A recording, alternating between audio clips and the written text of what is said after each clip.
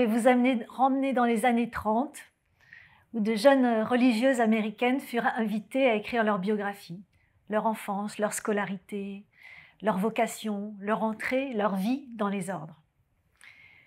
60 ans plus tard, 3 chercheurs de l'université du Kentucky ont extirpé de leur oubli ces biographies dans le cadre d'une enquête qu'ils conduisaient sur la longévité.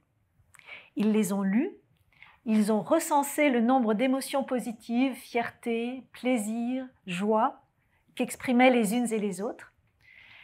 Et ils ont mis en évidence que celles qui en avaient exprimé le plus avaient en moyenne vécu 7 ans de plus que les autres. De nombreuses recherches ont confirmé cette corrélation entre nos émotions positives, le quota d'émotions positives que l'on ressent dans notre vie, et notre santé, notre espérance de vie. À l'inverse, d'autres études ont mis en exergue que nos émotions négatives, lorsqu'elles sont enquistées, chroniques, impactent négativement notre espérance de vie. À titre d'exemple, le stress chronique va augmenter de 20% notre risque de décès prématuré. Les tempéraments colériques sont aussi exposés à une mort précoce que les personnes qui fument, qui souffrent d'hypertension artérielle ou qui souffrent d'obésité.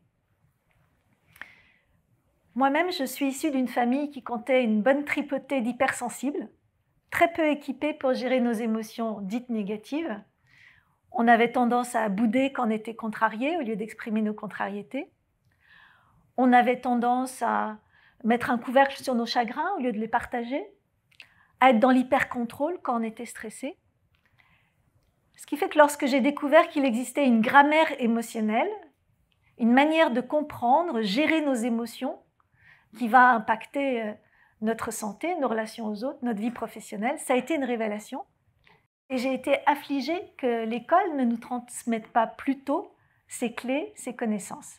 C'est ce qui m'a amenée à reprendre 5 ans d'études en psychologie pour transmettre en attendant que l'école s'intéresse à ces sujets. Alors revenons à nos émotions positives. Si elles ont un impact sur notre survie, pourquoi les lois de l'évolution ne nous ont pas conduits à tous devenir de joyeux lurons? On en est loin. L'Organisation mondiale de la santé a identifié que la dépression était la première cause d'incapacité dans le monde aujourd'hui. 20% des Français feront une dépression au cours de leur vie et 1 Français sur 5 souffrira de troubles anxieux au cours de l'année à venir. Eh bien, la faute en revient à un mécanisme psychique que l'on appelle le biais de négativité. Ce mécanisme fait que notre faisceau attentionnel est davantage attiré, impacté, mémorise davantage les événements négatifs que les événements positifs de notre vie, de nous-mêmes, d'autrui. On pourrait se demander pourquoi est-ce que ce mécanisme existe, à quoi il sert?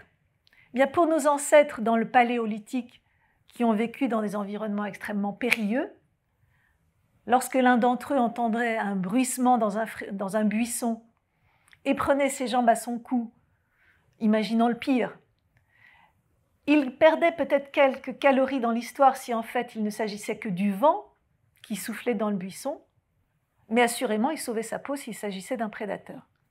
Donc nous sommes les descendants des plus pessimistes, des plus anxieux de nos ancêtres.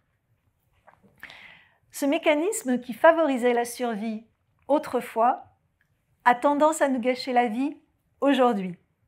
C'est ce biais de négativité qui fait que s'il m'arrive 9 choses assez sympas dans la journée, un accroc, c'est à cet accroc que je vais réfléchir le soir en m'endormant.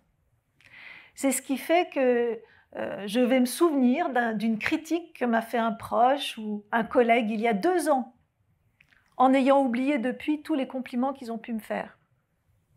C'est ce biais de négativité qui va peut-être m'empêcher de changer de job, de changer de métier, parce que ce faisceau attentionnel voit tous les risques, les difficultés que présente ce changement, en négligeant tous les bénéfices qui peuvent être à la clé.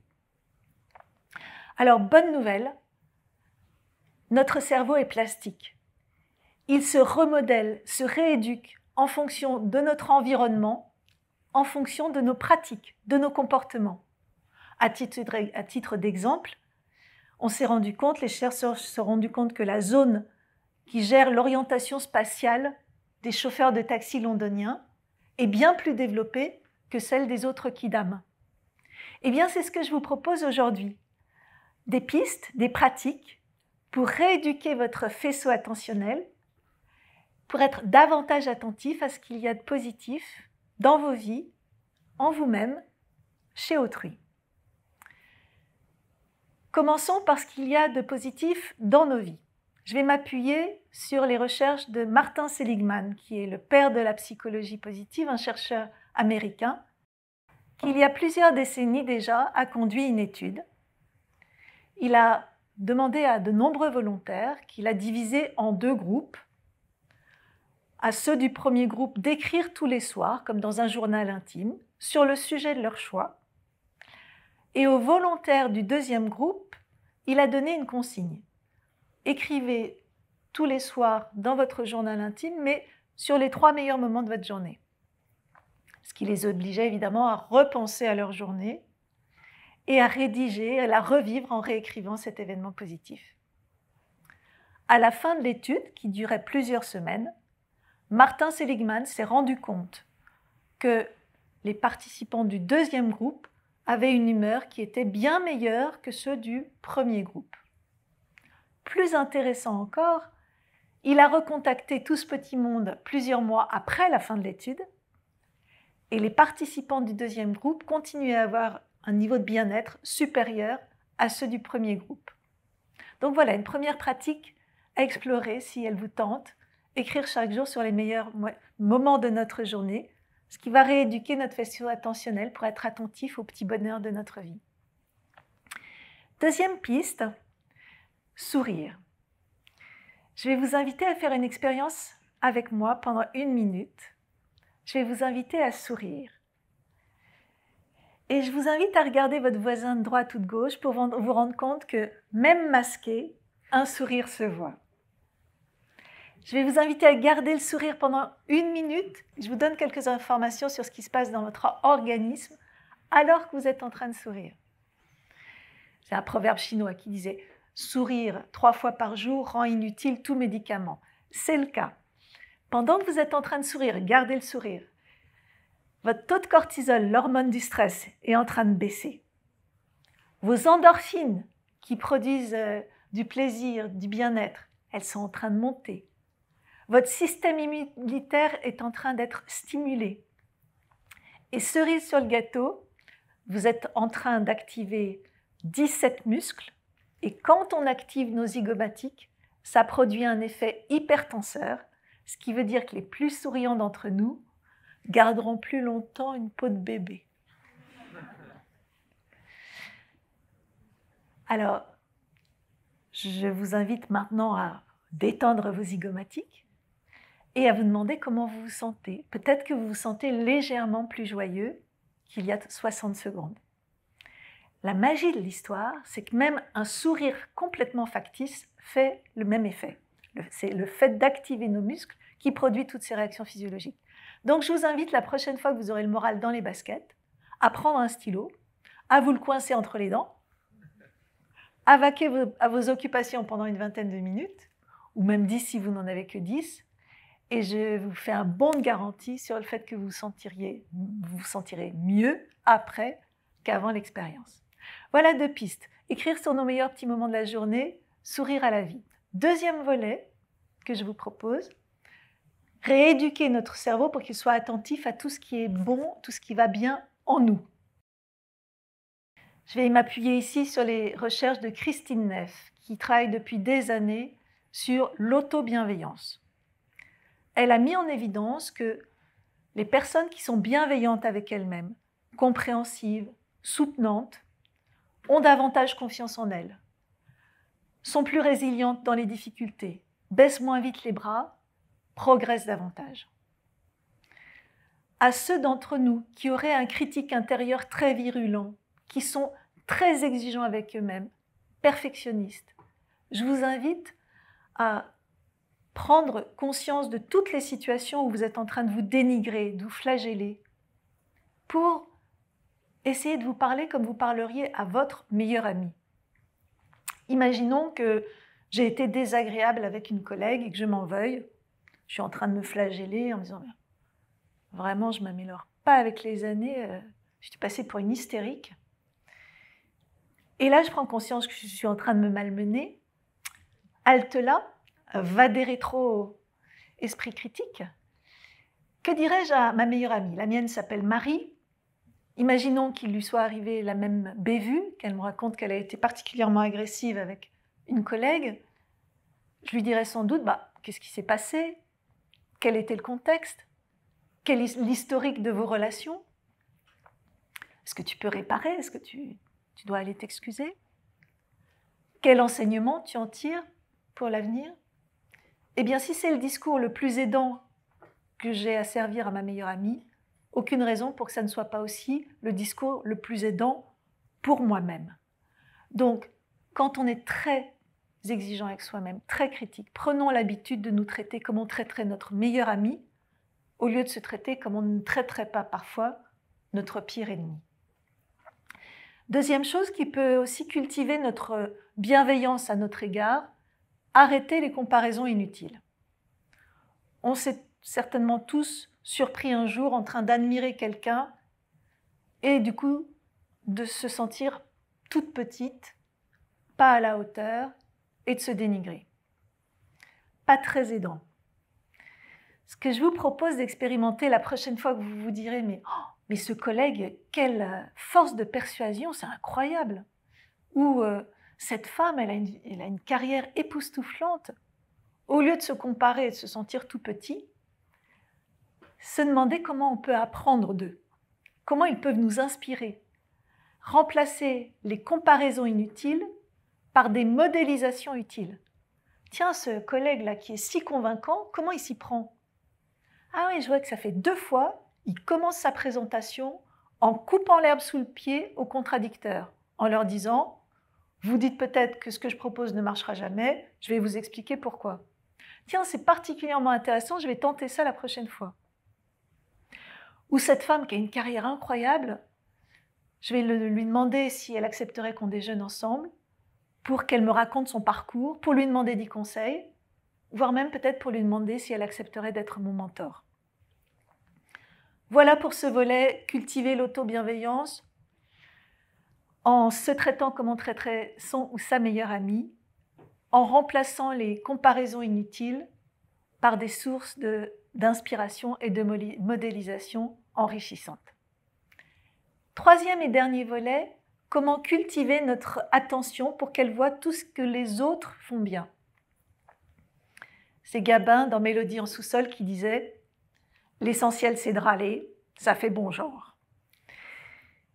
Les études le montrent, le confirment, 41% des Français pensent qu'ils passeraient pour des imbéciles s'ils étaient aimables. Alors pour paraphraser Audiard, je pense qu'on pourrait dire qu'en France, si les esprits critiques volaient, il ferait nuit. Alors si on vit, si on est entouré par des gens qui ont fait un fonds de commerce du fait de critiquer autrui, on a vu que ça faisait bon genre, nous dit Gabin, il est important de prendre conscience que les émotions sont contagieuses. Nous avons dans le cerveau des neurones miroirs qui font que quand j'interagis avec quelqu'un, je ressens ce qu'il ressent. Ces neurones miroirs ont favorisé l'empathie, donc la cohésion de groupe, donc la survie de l'espèce. Et du coup, quand je suis en contact, quand j'évolue, quand je vis avec des gens très critiques, ils me contaminent d'une certaine manière. Ça vaudrait peut-être le coup soit de prendre des distances de sécurité avec eux s'ils ne sont pas importants pour nous, soit d'essayer de les convaincre qu'ils sont en train de flinguer 7 ans d'espérance de leur vie, et peut-être un peu aussi de leur attractivité, parce qu'il faut vraiment qu'on soit en forme pour venir prendre un café avec eux, vu qu'on repart avec le moral dans les baskets. Distance de sécurité, et puis soi-même devenir des êtres gratifiants, valorisants, qui ont à cœur de souligner ce que les autres font de bien. Alors, il y a des études aussi qui ont été très intéressantes sur ce sujet, notamment celle de John Gottman, qui est un des plus grands chercheur sur les relations de couple qui, il y a quelques années en arrière, de nombreuses années en arrière, s'est demandé s'il pouvait, en observant un couple fonctionner pendant quelques heures, dire avec quasi-certitude si ces deux conjoints seraient encore ensemble dans 10 ans et surtout heureux de l'être. Donc il a filmé des couples, il les a recontactés 10 ans après, alors heureux, et il a déroché les bandes vidéo pour voir qu'est-ce qu'ils ont en commun, ces heureux conjoints. Eh bien, le critère déterminant auquel il est arrivé, c'est le ratio entre le nombre de critiques, reproches et le nombre de compliments, félicitations, encouragements partagés entre les deux membres du couple. Alors, je vais faire un petit sondage. Je vais vous inviter à voter avec vos mains, selon vous, les couples qui durent, pour une critique, un reproche, combien de félicitations, de compliments. Allez-y, c'est à vous. 5 à ma gauche, 4 à ma droite, 4, 4, 3, 3 à ma gauche. Qui dit mieux? 10. Merci beaucoup. Bravo à ceux qui ont voté pour 5. Le ratio des couples qui durent pour une critique, 5 compliments. Alors ceux qui ont répondu 10, déjà 1 pour 5, c'est du boulot. Si vous rentrez ce soir que votre chéri a préparé les pâtes et que vous lui dites « Oula, c'est trop salé », concrètement, vous en prenez pour 5 compliments, félicitations, avant, ah oui, ça rigole plus, avant de pouvoir à nouveau émettre la moindre critique. Des études dans le domaine de la vie professionnelle ont également montré que ce ratio entre feedback négatif et feedback positif est un facteur clé de performance des équipes, les plus performantes étant celles où il y a pour une critique 3 feedbacks positifs. C'est moins sévère parce qu'il y a moins d'affect. Mais le fait d'appeler une critique un axe d'amélioration ne changera rien au quota de 1 pour 3. Alors, cerise pour le gâteau, pour ceux qui sont très gratifiants, non seulement on fait du bien aux autres, mais en plus on se fait du bien à soi-même. Quand vous faites un compliment, comme quand vous offrez un cadeau à quelqu'un, vous avez une décharge de dopamine dans le cerveau, l'hormone qui va générer le plaisir. Eh bien, cette décharge, elle est plus forte quand vous faites un compliment, quand vous faites un cadeau, que lorsque vous recevez un compliment ou un cadeau. C'est le double effet qui se coule de la reconnaissance. On fait du bien aux autres, on se fait du bien à soi-même. Voilà, donc pour conclure, cultiver nos émotions positives, c'est du plaisir en plus, c'est 7 ans d'espérance de vie en plus, c'est des rides en moins. Autrement dit, nos émotions positives sont un véritable bain de jouvence. Je vous invite à faire passer le mot autour de vous, notamment si vous avez des contacts au ministère de l'Éducation nationale. Parce que si le buzz fonctionne, nos émotions positives pourraient devenir le meilleur concurrent de l'industrie du Botox. Je vous remercie.